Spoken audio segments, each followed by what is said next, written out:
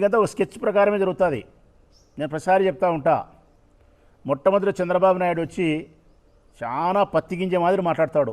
ఈయన మాట్లాడుతానే వెనకమ్మడంగా ఆయన వస్తాడు సనాతన ధర్మం అని. కోరస్ ఈయన పల్లవి చంద్రబాబు నాయుడు గారు ఆయన కోరస్ అందుకుంటాడు.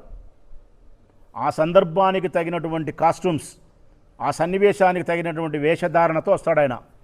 వేసుకో కాస్ట్యూమ్స్ కాసాయి, పీకు నామం, కట్టు పిలక నెత్తి మీద వేసుకో, భుజం మీద ఉత్తరీయం. ఇంకా పెద్ద పెద్ద మాటలు. సనాతన ధర్మం అని మూడు పెళ్ళిళ్ళు చేసుకున్నాడు కూడా సనాతన ధర్మం మాట్లాడుతున్నారు. ఎంత దుర్మార్గంగా మాట్లాడినాడు ఆయన. అయోధ్యకు తిరుపతి నుంచి 1,00,000 లడ్లు పంపించినారు, ఎంత అపపవిత్రమైందని మాట్లాడతాడు ఆయన.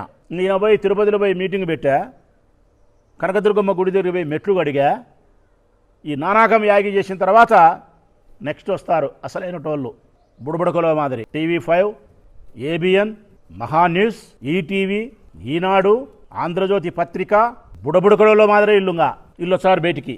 ఇల్లొచ్చి ఆయన పాడిన పల్లవి, ఈయన పాడిన కోరస్ విషయం రాస్తారు, లైవ్ డిబేట్లు పెడతారు.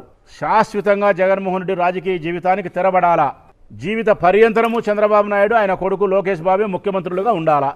దీనికి 120 కోట్ల మంది హిందువులను దూరం చేయాలా. ఆంధ్రప్రదేశ్ ఒకటే కాదు, జంతువుల యొక్క కొవ్వుతో తిరుపతి లడ్డు ప్రసాదము చెయ్యలేదు.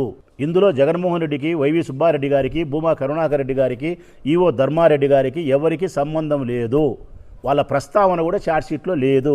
ఒక్కచోట కూడా ఒక పేరులో వాళ్ళ అక్షరం కూడా ప్రస్తావించలే.